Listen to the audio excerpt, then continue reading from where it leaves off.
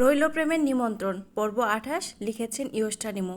Dining টেবিলের ভারী পরিবেশটা অনেকক্ষণ পর্যন্ত কারো মন থেকে সরে গেল না। সকালের নরম রোদ জানালার কাচ ভেদ করে ঘরের ভেতর ছড়িয়ে পড়লেও সেই আলো যেন উপস্থিত কারো মুখে কোনো উজ্জ্বলতা এনে দিতে পারল না। প্রত্যেক নিজের নিজের চিন্তায় ডুবে ছিল। কয়েক মিনিট আগেই সারোয়ার খানের নেওয়া সিদ্ধান্ত যেন পুরো বাড়ির বাতাসটাই বদলে দিয়েছে। বেলা নিঃশব্দে নিজের সামনে রাখা নাস্তার প্লেটটার দিকে তাকিয়ে বসেছিল। খাওয়ার ইচ্ছেটা অনেক আগেই হারিয়ে গেছে। তার মনে হচ্ছে একের পর এক নতুন নতুন পরিস্থিতির সামনে দাঁড়াতে হচ্ছে তাকে। কোনোটার জন্যই সে মানসিকভাবে প্রস্তুত নয়। তবুও মুখ তুলে প্রতিবাদ করার সাহস তার মনে হলো না। বড়দের সিদ্ধান্তের সামনে মাথা নত করা ছাড়া যেন আর কোনো পথ খোলা নেই। অন্যদিকে সায়রও খুব বেশি কথা বলল না। বাবার সিদ্ধান্তের পেছনের কারণ সে ভালোভাবে বুঝতে পারছে। তবুও তার মনে একটাই চিন্তা ঘুরপাক খাচ্ছে, বেলা যেন এই সিদ্ধান্তের কারণে আরও অস্বস্তিতে না পড়ে। গত কয়েকদিনে সে বুঝে গেছে মেয়েটার মনে যতটা ভয় তার চেয়ে বেশি সংকোচ কাজ করছে। নাস্তা শেষ করে সবাই ধীরে ধীরে উঠে গেল। বেলা খাওয়া শেষে ঘরের দিকে হাঁটতে শুরু করলো। ঠিক তখনই সায়র খুব ধীর পায়ে তার আশেপাশে দাঁড়ালো।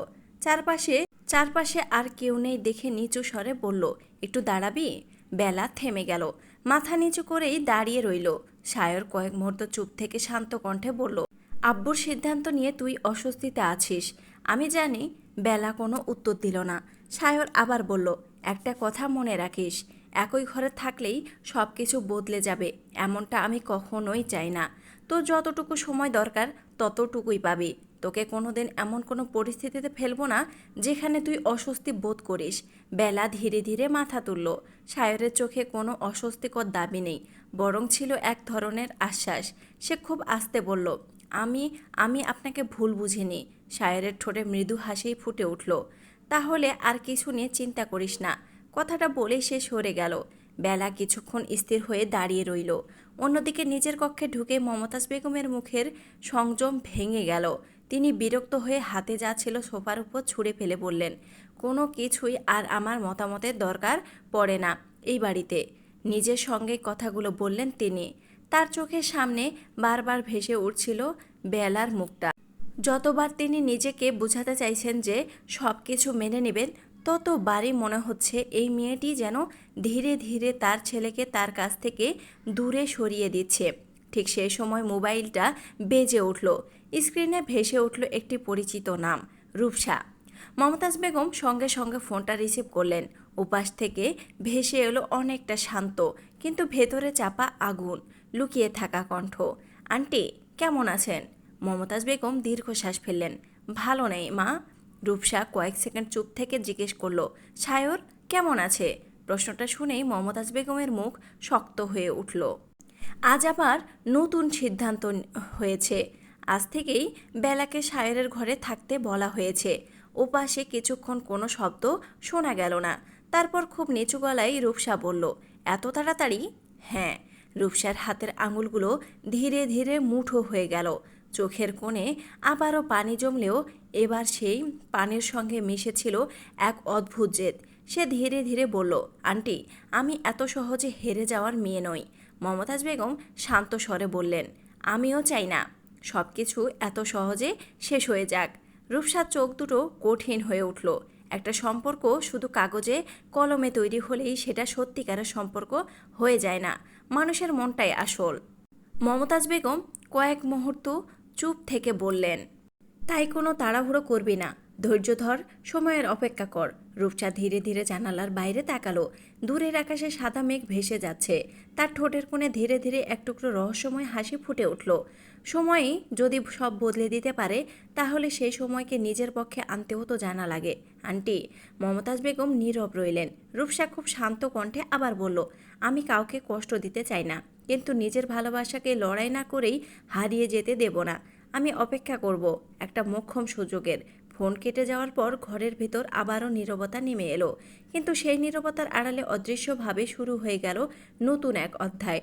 একদিকে ধীরে ধীরে বিশ্বাসের সেতু গড়ে উঠেছে সায়র আর বেলার মধ্যে, অন্যদিকে ঈর্ষা, অভিমান আর অপূর্ণ ভালোবাসা মিলেমিশে জন্ম নিচ্ছে এমন এক ঝড়ের। আর আজ হয়তো খুব শিগগিরই পৌঁছে যাবে খানবাড়ির প্রতিটি মানুষের জীবনে। বিকেলের নরম আলো ধীরে ধীরে খানবাড়ির চারপাশে ছড়িয়ে পড়েছে। বাগানের নানান রঙের ফুলগুলো বাতাসে দুলছে। দূরে কোথাও নাম না জানা পাখির ডাক ভেসে আসছে। অথচ বাড়ির ভেতরের পরিবেশটা এখনও অদ্ভুত রকমের নীরব। নিজের ঘরে বসে আলমারির সামনে অনেকক্ষণ নিশ্চুপ দাঁড়িয়ে রইল বেলা। আলমারির ভেতরে গুছিয়ে রাখা কাপড়গুলোর দিকে তাকিয়ে তার বুকের ভেতরটা আবারও কেমন করে উঠল। এই ঘরটা শুধু একটা ঘর নয়, ছোটবেলা থেকে অসংখ্য স্মৃতির সাক্ষী। এই বিছানা, এই জানালা, এই বুক সেলফ, সব কিছুর সঙ্গে জড়িয়ে আছে তার হাসি, কান্না, অভিমান, স্বপ্ন। আজ সেসব ছেড়ে অন্য একটি ঘরে যেতে হবে। যদিও সেই ঘরটা তার রুম থেকে কয়েক রুম পরেই, তবুও মনের ভেতরে সংকোচ কিছুতেই কমছে না। খুব ধীরে আলমারির দরজা খুলে একে একে কয়েকটি শাড়ি, কিছু থ্রি পিস আর প্রয়োজনীয় জিনিসপত্র বের করতে লাগলো সে। ঠিক তখনই দরজায় নরম শব্দ হলো, টকটক। বেলা ফিরে তাকাতেই দেখল নাজনীন সুলতানা দরজার সামনে দাঁড়িয়ে আছেন, মুখে মমতা ভরা হাসি, কিন্তু সেই হাসির আড়ালেও স্পষ্ট উদ্বেগের ছাপ। তিনি ধীরে ধীরে ঘরের ভেতরে এসে বেলার মাথায় আলতো করে হাত বুলিয়ে দিলেন। কি করছিস মা? বেলা জোর করে ছোট্ট একটা হাসি ফুটিয়ে বলল, জিনিসপত্র গোছাচ্ছি আম্মু। নাজনীন সুলতানা কিছুক্ষণ চুপ করে মেয়ের মুখের দিকে তাকিয়ে রইলেন। তারপর খুব আস্তে বললেন, মন খারাপ করছে? এই একটি প্রশ্নে যেন বেলার বুকের ভেতরের সমস্ত শক্ত হয়ে থাকা অনুভূতিগুলো নড়ে উঠল। তবুও সে নিজেকে সামলে নিয়ে মৃদু হেসে বলল, না তো। মা মেয়ের চোখের দিকে তাকিয়েই বুঝে গেলেন এই না এর ভেতরে কতটা কষ্ট লুকিয়ে আছে। তিনি ধীরে বেলাকে নিজের বুকে টেনে নিলেন। মায়ের কাছে মিথ্যে বলতে নেই, এই কথাটুকু শুনেই বেলার চোখ ভিজে উঠল। সে মাথাটা মায়ের কাঁধে রেখে কিছুক্ষণ নিশ্চুপ দাঁড়িয়ে রইল। নাজনীন সুলতানা নরম কণ্ঠে বললেন, প্রতিটা মেয়ের জীবনেই একটা সময় আসে যখন নিজের পরিচিত জায়গা ছেড়ে নতুন একটা জীবনের দিকে এগিয়ে যেতে হয়। তোরও সেই সময় এসেছে, ভয় পাবি না। আর তুই তো অন্য বাড়িতে যাচ্ছিস না, আল্লাহ ভালো মানুষের সঙ্গে তোকে বেঁধেছেন। বেলা খুব আস্তে বলল, আমি মানুষটাকে নিয়ে ভয় পাই না আম্মু। তাহলে আমি ভয় পাই চাচি হয়তো তোমার সঙ্গে আবারও খারাপ ব্যবহার করবে চাচ্চুর এই সিদ্ধান্তের জন্য, আর চাচি আমাকেও আবারও ভুল বুঝবে। নাজনীন সুলতানা মেয়ের দুই গাল নিজের হাতে ধরে পড়লেন, সব মানুষের মন একদিনে জয় করা যায় না মা, ধৈর্য ধরতে হয়। তুই নিজের ব্যবহারটা যেমন আছে তেমনই রাখিস। একদিন দেখবি যারা আজ তোকে দূরে ঠেলে দিচ্ছে তারাই তোকে ছাড়া থাকতে পারবে না। বেলা মায়ের কথাগুলো মন দিয়ে শুনল, তারপর খুব আস্তে মাথা নাড়ল। ঠিক তখনই বাইরে থেকে বিহানের গলা শোনা গেল, এই বালুর কণা, এতক্ষণ ধরে কি করছিস? বেলা চোখের পানি তাড়াতাড়ি মুছে ফেলল। দরজা খুলতেই বিহান ভিতরে ঢুকে চারদিকে তাকিয়ে নাটকীয় মুখ করে বলল, ওহ দেখি তো, একেবারে ঘর বদলির প্রস্তুতি চলছে। বেলার মুখটা একটু লজ্জায় লাল হয়ে উঠল। বিহান মুচকি হেসে বলল, আচ্ছা এত লজ্জা পাচ্ছিস কেন? একই বাড়ির এক ঘর থেকে আরেক ঘরেই তো যাচ্ছিস, বিদেশে তো আর পাঠিয়ে দিচ্ছে না। নাজনীন সুলতানা হেসে ফেললেন। বেলার মুখেও একটুখানি স্বাভাবিক হাসি ফুটে উঠল। বিহান ইচ্ছে করেই পরিবেশটা হালকা করতে লাগলো। বিহান বলল, চল ব্যাগগুলো আমাকে দে, তোর বইগুলো নিয়ে যাই। তবে একটা কথা বলে রাখছি। বেলা অবাক হয়ে তাকিয়ে বলে, কি কথা? বিহান ভ্রু নাচিয়ে দুষ্টু হেসে বলল, সায়র যদি তোকে একটুও বিরক্ত করে আমাকে শুধু একটা ফোন দিবি, আমি এসে ওকে উত্তম মাধ্যম দিব। কথাটা শুনে বেলা হেসে ফেলল। ঠিক সেই মুহূর্তে দরজার পাশ দিয়ে যাচ্ছিল সায়র। ভেতর থেকে ভেসে আসা বেলার সেই প্রাণখোলা হাসির শব্দ শুনে সে অজান্তেই থেমে গেল। তার ঠোঁটের কোণেও অদৃশ্য এক টুকরো হাসি ফুটে উঠল। মনে মনে শুধু একটি কথাই বলল, অবশেষে আমার প্রাণচঞ্চল বেলাটা ধীরে ধীরে ফিরে আসছে। আর সেই হাসিটুকুই যেন সায়রের সারাদিনের সমস্ত ক্লান্তি এক মুহূর্তে দূর করে দিল। বিহান একের পর এক ব্যাগ, বই আর ছোট ছোট বাক্স হাতে নিয়ে করিডোর দিয়ে সায়রের ঘরের দিকে হাঁটতে লাগলো। তার পেছনে ধীর পায়ে এগিয়ে আসছিল বেলা। মুখে আগের মতোই লাজুক নীরবতা, কিন্তু ভেতরে ভেতরে অদ্ভুত এক অস্থিরতা কাজ করছে। মনে হচ্ছে প্রতিটি পদক্ষেপ যেন তাকে জীবনের এক নতুন অধ্যায়ের দিকে নিয়ে যাচ্ছে। খানবাড়ির দ্বিতীয় তলার করিডোরটা বিকেলের আলোয় শান্ত হয়ে আছে। জানালা দিয়ে ঢুকে পড়া হালকা বাতাসে সাদা পর্দাগুলো ধীরে ধীরে দুলছে। করিডোরের একপাশে দাঁড়িয়েছিলেন মমতাজ বেগম। তিনি দূর থেকে সবকিছু দেখছিলেন। বেলার হাতে ব্যাগ, বিহানের মুখে হাসি, আর সায়রের ঘরের সামনে গিয়ে থেমে যাওয়া সবকিছু তার চোখ এড়ালো না। এক মুহূর্তের জন্য তার মুখের রং বদলে গেল। বুকের ভেতরে জমে থাকা অস্বস্তিটা যেন আরও তীব্র হয়ে উঠল। কিন্তু সারোয়ার খানের সকালের দৃঢ় কণ্ঠস্বরটা মনে পড়তেই তিনি নিজের রাগটা চেপে রাখলেন। ঠোঁট শক্ত করে একবার শুধু বেলার দিকে তাকালেন। সেই দৃষ্টিতে গ্রহণযোগ্যতা ছিল না, ছিল এক গভীর অনীহা। তারপর কোনো কথা না বলে নিজের ঘরের দিকে চলে গেলেন। বেলা সেই দৃষ্টিটা অনুভব করলেও মুখ তুলে তাকালো না। সে বুঝে গেছে কিছু যুদ্ধ নীরবে লড়তে হয়, সব কষ্টের জবাব মুখে দেওয়া যায় না। এদিকে বিহান সায়রের ঘরের দরজার সামনে এসে দাঁড়িয়ে উচ্চস্বরে বলল, এই সায়র, দরজাটা খুলে রাখ। আজ থেকে কিন্তু তোর রুমে নতুন একজন স্থায়ী অতিথি আসছে। ঘরের ভেতর থেকে সায়রের শান্ত কণ্ঠ ভেসে এলো, দরজা খোলাই আছে, চলে আয়। বিহান ভেতরে ঢুকে চারপাশে তাকিয়ে বলল, বাহ, ঘরটা তো একদম অফিসের মতো। এত পরিপাটি ঘরে মানুষ থাকে নাকি শুধু বই থাকে? সায়র হালকা হেসে উত্তর দিল, তোদের মতো ঝড় এখানে ওঠে না, আজ থেকে উঠবে। বিহানের কথায় ঘরের পরিবেশটা কিছুটা হালকা হয়ে উঠল। সে একে একে ব্যাগগুলো বিছানার পাশে রেখে বলল, এই নে, আমার দায়িত্ব শেষ, এখন তোরা নিজেরা বুঝে নে কোনটা কোথায় রাখবি। তারপর বেলার দিকে তাকিয়ে নরম গলায় বলল, কোনো কিছু লাগলে আমাকে ডাকিস। বেলা মৃদু হেসে মাথা নাড়ল। বিহান বেরিয়ে যাওয়ার সময় সায়রের কাঁধে আলতো চাপ দিয়ে ফিসফিস করে বলল, আমার বোনকে বকাবকি করবি না ভুলেও। সায়র কোনো উত্তর দিল না, খুব আস্তে মাথা নাড়ল। বিহান চলে যেতেই ঘরটা আবার নিস্তব্ধ হয়ে গেল। একই ঘরে দাঁড়িয়ে আছে দুজন মানুষ, অথচ কারো মুখে কোনো কথা নেই। বেলা ধীরে ধীরে জানালার পাশে গিয়ে দাঁড়ালো। বাইরে বিকেলের আলো ধীরে ধীরে ফিকে হয়ে আসছে। কিছুক্ষণ পর সায়র নীরবতা ভেঙে বলল, আজ থেকে এটা শুধু আমার ঘর না, তোরও। বেলা একটু অপ্রস্তুত হয়ে গেল, কি উত্তর দেবে বুঝতে পারল না। সায়র তার অস্বস্তিটা বুঝে নিয়ে আবার বলল, একটা কথা আগে থেকে শুনে রাখি, এই ঘরে তুই কখনো অস্বস্তি বোধ করবি না। আলমারির অর্ধেক অংশ আমি খালি করে দিয়েছি, ড্রেসিং টেবিলটাও তোর জন্য গুছিয়ে রেখেছি। আর সে কয়েক সেকেন্ড থেমে নরম গলায় বলল, বিছানা নিয়ে যদি তোর অস্বস্তি থাকে তাহলে সেটা নিয়েও ভাবতে হবে না। বেলা বিস্মিত চোখে তাকালো। সায়র খুব স্বাভাবিক ভঙ্গিতে সোফার দিকে ইশারা করে বলল, আমি সোফাতেই ঘুমিয়ে নেব, তুই নিশ্চিন্তে বিছানায় ঘুমাবি। বেলা সঙ্গে সঙ্গে মাথা নেড়ে বলল, না, তা কেন হবে? আপনি সোফায় ঘুমাবেন কেন? সায়র হালকা হেসে উত্তর দিল, তাহলে কি তুই আমার সঙ্গে ঘুমাতে চাস? বেলা অপ্রস্তুত হয়ে গেল নিজের কথায়। বেলা কথাটা শুনে যেন কয়েক মুহূর্তের জন্য কথা বলার ভাষা হারিয়ে ফেলল। তার চোখ দুটো বিস্ময়ে বড় হয়ে গেল, আর পরক্ষণে লজ্জায় গাল দুটো টকটকে লাল হয়ে উঠল। সে তাড়াতাড়ি চোখ নামিয়ে নিয়ে অপ্রস্তুত গলায় বলল, আমি সেটা বলিনি। সায়র ঠোঁটের কোণে মৃদু হাসি ফুটিয়ে বলল, জানি, একটু মজা করলাম। আপনি সব সময় আমাকে এভাবে লজ্জায় ফেলেন কেন? বেলা কথাটা বলে নিজের অজান্তেই মুখ ফুলিয়ে অন্যদিকে তাকিয়ে রইল। তার সেই অভিমানী মুখটা দেখে সায়রের হাসিটা আরও একটু গভীর হলো। কিন্তু সে আর কিছু বলল না, বরং কিছুক্ষণ পর গম্ভীর হয়ে বলল, তুই চাইলে আমি তোর সঙ্গে বিছানায় ঘুমাতে পারি, যদি তুই চাস। বেলা এবার ধীরে ধীরে তার দিকে তাকালো। সায়রের চোখে কোনো দুষ্টুমির রেখা।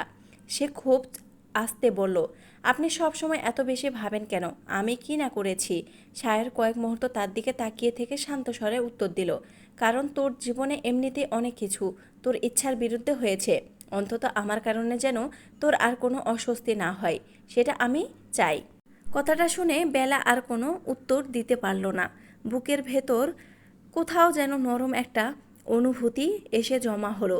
সে দ্রুত নিজের ব্যাগের দিকে এগিয়ে গেল, যেন নিজের চোখে মুখে ফুটে ওঠা অনুভূতিটা সায়রের চোখে পড়ার আগেই আড়াল করতে পারে। একটা একটা করে নিজের জামা কাপড় বের করতে লাগলো। আলমারির সামনে দাঁড়িয়ে কাপড়গুলো গুছিয়ে রাখার সময় হঠাৎ তার চোখ পড়ল আলমারির ভেতরের অর্ধেক অংশে। সেখানে সুন্দর করে ফাঁকা করে রাখা হয়েছে তার জন্য জায়গা। শুধু তাই নয়, পাশে কয়েকটি নতুন হ্যাঙ্গারও রাখা। বেলা অবাক হয়ে পেছনে তাকিয়ে বলল, এগুলো আপনি করেছেন? সায়র তখন টেবিলের উপর থাকা কয়েকটি বই গুছিয়ে রাখছিল। সে মাথা না তুলেই বলল, কখন? বিকেলে। কিন্তু আপনি তো বলেছিলেন আপনার অনেক কাজ আছে। সায়র এবার তার দিকে তাকিয়ে বলল, কাজ ছিল, তবুও তোর জন্য সময় বের করা যায়। বেলা কয়েক মুহূর্ত চুপ করে রইল, তারপর খুব আস্তে বলল, ধন্যবাদ। সায়র এবার মৃদু হেসে বলল, এত ধন্যবাদ দিতে হবে না, এই ঘরে তোরও অধিকার আছে। অধিকার শব্দটা কানে যেতেই বেলার বুকের ভেতরটা কেমন যেন কেঁপে উঠল। সে জানে সম্পর্কটা হঠাৎ করে তৈরি হয়েছে, কিন্তু এই মানুষটা ধীরে ধীরে তাকে সেই সম্পর্কের বন্ধন অনুভব করাচ্ছে। বেলা কিছুক্ষণ নীরবে দাঁড়িয়ে থেকে নিজের গুছিয়ে রাখা জিনিসপত্রগুলো দিকে তাকিয়ে রইল। এতক্ষণ ধরে সায়রের কথাগুলো শুনতে শুনতে তার ভেতরের অস্বস্তিটা কিছুটা কমলেও পুরোপুরি স্বাভাবিক হয়ে যাওয়ার মতো মানসিক প্রস্তুতি এখনও তার তৈরি হয়নি। একই ঘরে থাকা, একই ছাদের নিচে রাত কাটানো, সব কিছুই তার কাছে এখনও নতুন, অচেনা, এক অদ্ভুত রকমের লজ্জার। তাই নিজের মনকে একটু সময় দেওয়ার জন্য সে ধীরে ধীরে কয়েকটা জিনিস হাতে তুলে নিল। তারপর সায়রের দিকে তাকিয়ে খুব শান্ত গলায় বলল, আমি আজ রাতে আসব। এখন আমি আমার রুমেই থাকি। সায়র কয়েক মুহূর্ত তার দিকে তাকিয়ে রইল। তারপর কোনো আপত্তি না করে খুব স্বাভাবিকভাবে মাথা নাড়ল। ঠিক আছে। বেলা যেন একটু অবাক হলো। সে ভেবেছিল সায়র হয়তো আবার কোনো মজা করবে কিংবা তাকে বোঝানোর চেষ্টা করবে, কিন্তু মানুষটা একটুও জোর করল না। সায়র বরং মৃদু হেসে বলল, তোর রুম, তুই যখন মন চাই আসবি, এর জন্য পারমিশনের প্রয়োজন নেই। বেলার বুকের ভেতরটা অদ্ভুতভাবে নরম হয়ে এলো। সে চোখ নামিয়ে খুব আস্তে বলল, ধন্যবাদ। সায়র ভ্রু তুলে বলল, আবার ধন্যবাদ?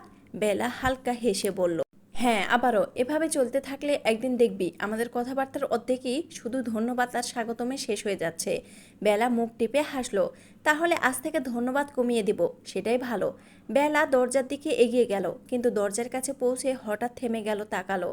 আর শুনুন, রাতে কিন্তু বেশি মজা করবেন না। সায়র ভীষণ নিরীহ মুখ করে বলল, আমি তো কোনো মজা করার কথা ভাবিইনি। বেলা চোখ ছোট করে তাকালো। আপনাকে আমি চিনি। সায়রের ঠোঁটের কোণে দুষ্টু হাসি ফুটে উঠল। আমাকেও তাহলে ভালোই চিনে ফেলেছিস। বেলা আর কোনো উত্তর না দিয়ে দ্রুত ঘর থেকে বেরিয়ে গেল। দরজা বন্ধ হওয়ার পর সায়র কয়েক মুহূর্ত স্থির হয়ে দাঁড়িয়ে রইল। রাত বাড়তে বাড়তে প্রায় 11টা ছুঁয়ে গেল। খানবাড়ির একে একে সব কক্ষের আলো নিভে গেছে। নিচতলার রুম ড্রয়িং রুম, করিডোর সব কিছু ধীরে ধীরে নিস্তেজ হয়ে এসেছে।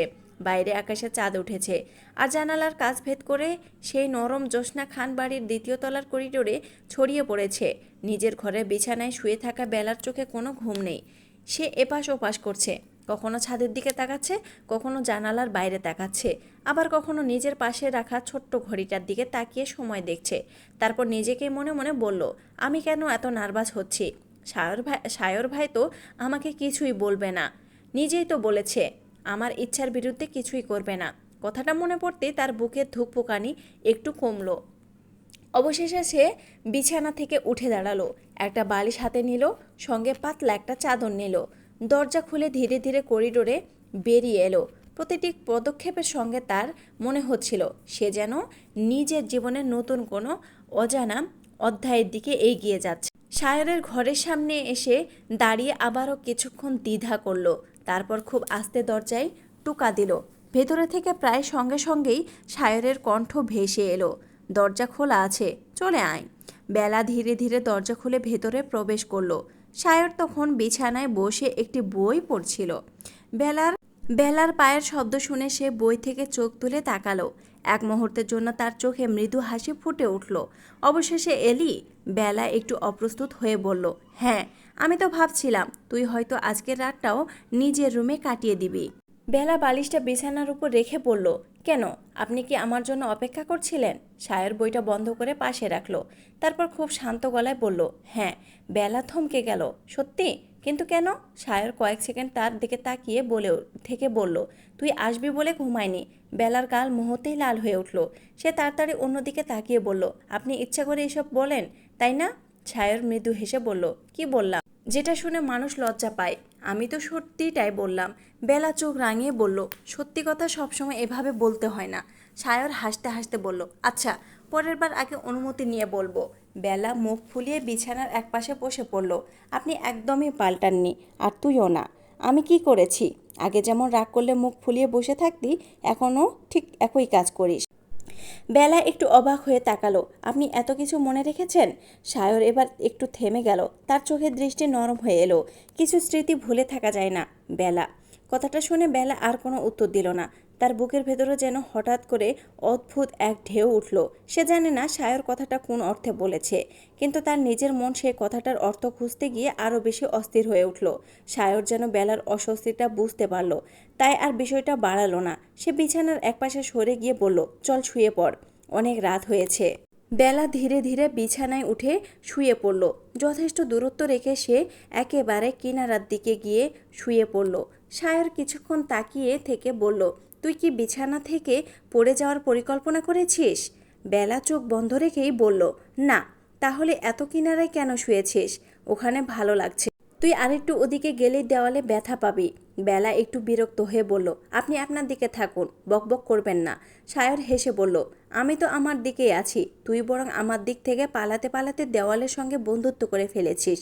বেলা কোনো উত্তর দিল না, বরং আরও একটু দেওয়ালের দিকে মুখ ফিরিয়ে নিল। সায়র কিছুক্ষণ চুপ করে থেকে বলল, বেলা, দেওয়ালের সঙ্গে অভিমান করলি নাকি? আবার এদিকে এসে পড়লি যে?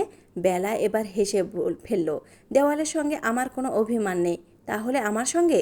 আপনার সঙ্গেও নেই। তাহলে মুখটা ওইদিকে কেন? বেলা একটু থেমে বলল, আমি এভাবেই ঘুমাই।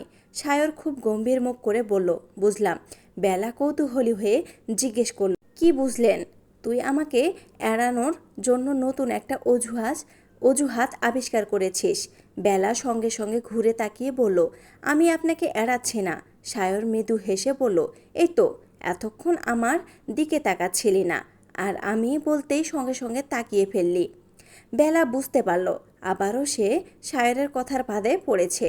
সে বিরক্ত হয়ে বলল, আপনি আমাকে শুধু রাগান। সায়র খুব শান্ত গলায় উত্তর দিল, কারণ তুই রাগ করলে তোর মুখটা খুব সুন্দর লাগে। বেলা একেবারে চুপ, তার গাল আরও লাল হয়ে উঠল। সায়রও এবার আর বেশি কিছু বলল না। কয়েক মুহূর্ত পর হালকা হাসি দিয়ে বলল, আচ্ছা, আর রাগাবো না। বেলা ধীরে ধীরে আবার দেওয়ালের দিকে মুখ ফিরিয়ে নিল। কিছুক্ষণ পর সায়র খুব আস্তে বলল, তবে একটা সমস্যা আছে। বেলা বিরক্ত স্বরে বলল, আবার কি?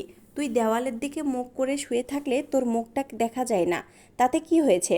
কিছু হয়নি, শুধু ভাবছিলাম আজ সারাদিনে যতবার তোকে হাসতে দেখেছি তার মধ্যে কোন সময়ের হাসিটা সবচেয়ে বেশি সুন্দর ছিল সেটা ঠিক করতে পারছি না। বেলার বুকের ভেতরটা হঠাৎ কেঁপে উঠল। সে খুব আস্তে বলল, আপনি না, এসব কথা বলবেন না। কেন? কারণ সে আর বাকিটা বলতে পারল না। সায়রও তাকে আর অস্বস্তি দিল না, বরং কিছুক্ষণ পর খুব নরম কণ্ঠে বলল, ঠিক আছে, আর বলবো না। কয়েক সেকেন্ড নীরবতার পর বেলা নিজে খুব আস্তে বলল, তবে একটা কথা বল, আপনি সব সময় এমন থাকলে আমি হয়তো আপনার সঙ্গে স্বাভাবিকভাবে কথা বলতে পারবো না। সায়রের মুখে মৃদু হাসি ফুটে উঠল, আমি তো চাই তুই আমার সঙ্গে স্বাভাবিক থাকিস। বেলা চোখ বন্ধ করলো, তাহলে চেষ্টা করব। এরপর দুজনেই নীরবে শুয়ে রইল একই বিছানায়, অথচ নিজেদের মাঝখানে অদৃশ্য এক সীমারেখা রেখে। কিছুক্ষণ পর সায়র আবার ফিসফিস করে বলল, বেলা, শুভরাত্রি। বেলা মৃদু হেসে বলল, শুভরাত্রি। সায়র চোখ বন্ধ করে কয়েক মুহূর্ত চুপ থেকে আবার বলল, আর হ্যাঁ। বেলা বিরক্ত হয়ে বলল, আবার কি? কিছু না, ঘুমা। বেলা হেসে ফেলল, আপনি পাগল। সায়র মৃদু হেসে বলল, তোর জন্য একটু পাগল হওয়াই যায়। বেলা এবার আর কোনো উত্তর দিল না, শুধু লজ্জায় চোখ বন্ধ করে রাখল। অথচ তার ঠোঁটের কোণে লুকানো হাসিটা অনেকক্ষণ পর্যন্ত মিলিয়ে গেল না। হয়তো তাদের সম্পর্কের পথ এখনও অনেক দীর্ঘ, হয়তো সামনে আরও অনেক বাধা অপেক্ষা করছে, কিন্তু এই ছোট্ট রাতটুকু তাদের দুজনের জন্য এক নতুন অনুভূতির দরজা খুলে দিল, যেখানে ভালোবাসার কোনো দাবি নেই, অধিকার দেখানোর কোনো তাড়াহুড়ো নেই। আছে শুধু দুজন মানুষের ধীরে ধীরে একে অপরের কাছে স্বাভাবিক হয়ে ওঠার সুন্দর, লাজুক আর মিষ্টি এক যাত্রা।